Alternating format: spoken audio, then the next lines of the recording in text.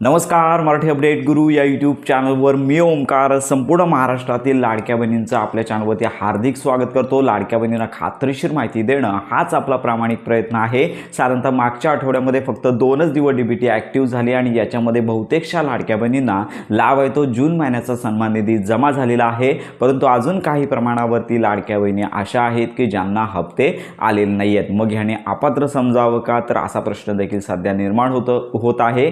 परंतु लक्षात घ्या, अजून पुन्हा कुठल्याही प्रकारचा लाभ आहे तो वितरित झाले नाही आहे। मग आम्ही काय करावं असा प्रश्न सर्व लाडक्या बहिणींना पडत आहे। याचबरोबर जानेवारी फेब्रुवारी महिन्यापर्यंत आपण ई-केवायसी केली होती, लाभ मिळत होता। त्याच्यानंतर मार्च एप्रिल आणि मेचा हप्ता आम्हाला आले नाही आहे, जूनचा हप्ता आले नाही आहे। तर अशा लाडक्या बहिणींसाठी फेर तपासणी सुरू झालेली आहे। पण लक्षात घ्या की जर आम्हाला हप्ता आले नाही आहे म्हणजे हप्ता का आले नाही आहे हे तुम्हाला चेक करता येत आहे का, तर या प्रश्नाचं उत्तर आहे सर्वस्वी उत्तर मी अगदी खात्रीशीर माहिती घेऊनच उत्तर देत आहे। तर आम्हाला चेक करता येत नाही। सोशल मीडियावरती अनेक ठिकाणी सांगितलं जात आहे की वेबसाईटवरती जा, त्या ठिकाणी लॉग इन आयडी आणि पासवर्ड टाका। तर मी मुळीच सांगतोय की आम्ही देखील चेक करतोय, परंतु लॉग इन आयडी आणि पासवर्ड टाकल्यानंतर डायरेक्ट वेबसाईटमधून तुम्हाला बाहेर टाकलं जात आहे। म्हणजेच काय की तुम्हाला कुठल्याही प्रकारचं स्टेटस त्या ठिकाणी पाहता येत नाही। त्यामुळे लाडक्या बहिणींनी सारखं चेक करायचं का, अप्रूव्ह स्टेटस त्या ठिकाणी दिसतंय का, तर मुळीच दिसत नाही आहे। हेल्पलाईनवरती दिवसभर फोन केला तर ती व्यस्तच येते आणि नारी शक्ती दूत ॲपचं तर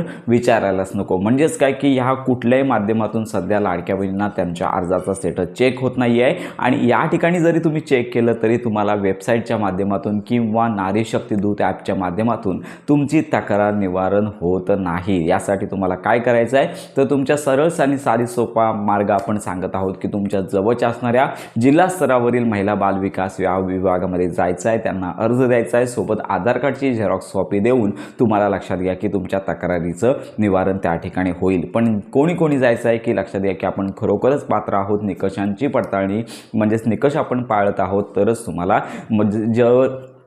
तर कुणी जायचं आहे तर लक्षात घ्या की आपण निकषांचं पालन करत आहोत, नियमांमध्ये बसत आहोत आणि तर आपल्याला लाभ आलेला नाही आहे तरच अशा लाडक्या बहिणींनी जवळच्या जिल्हा स्तरावरती जायचं आहे। कारण का जोपर्यंत तुम्ही निवेदनं देत नाही आहे तोपर्यंत तुमची कागदपत्र फेर तपासणी होणार नाही आहे। ज्यांची निवेदनं म्हणजेच अर्ज प्राप्त झालेले आहेत अशाच लाडक्या बहिणींची कागदपत्र फेर तपासणी सुरू झालेली आहे।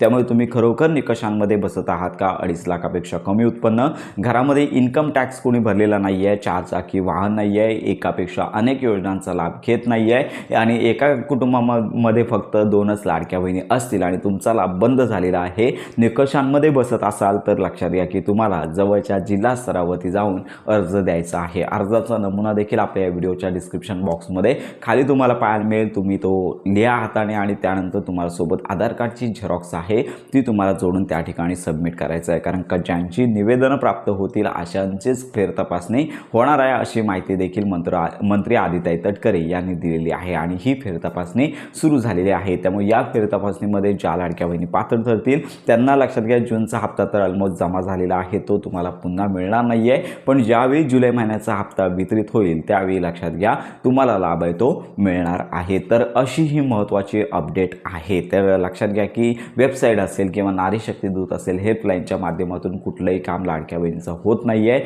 हीच आताची सद्यस्थिती आहे। त्यामुळे त्यांनी हा मार्ग अवलंबायचा आहे। तर अशा प्रकारची ही अपडेट आहे। व्हेरिफिकेशन झाल्यानंतर पात्र झाल्यानंतर त्यांचा पुढचा सन्मान निधी त्यांना मिळणार आहे। आणि अनेक लाडक्या बहिणींना आत्ता हप्ता आला नाही आहे, मेचा हप्ता आला होता, जूनचा हप्ता आला नाही आहे, तांत्रिक कारण असू शकतं, ई-केवायसी लक्षात घ्या की तर तांत्रिक कारण असू शकतं, तुमचं आधार सेडिंग चुकलेलं असू शकतं। त्यानंतर तर लक्षात घ्या की मेचा हप्ता आला होता, जूनचा हप्ता आला नाही आहे, तर याच्यामध्ये टेक्निकल प्रॉब्लेम असू शकतात, आधार सेडिंग इनॅक्टिव्ह असू शकतं, तर ते तुम्हाला चेक करायचं आहे। तर अशी ही महत्त्वाची अपडेट संपूर्ण महाराष्ट्रातील लाडक्या बहिणींपर्यंत पोहोचवता येईल। तर ही महत्त्वाची माहिती सर्वांपर्यंत नक्की शेअर करा। मुख्यमंत्री माझी लाडकी बहीण योजनेसंदर्भात खात्रीशीर माहितीसाठी आपल्या मराठी अपडेट गुरु या यूट्यूब चॅनलच्या कनेक्टमध्ये राहा।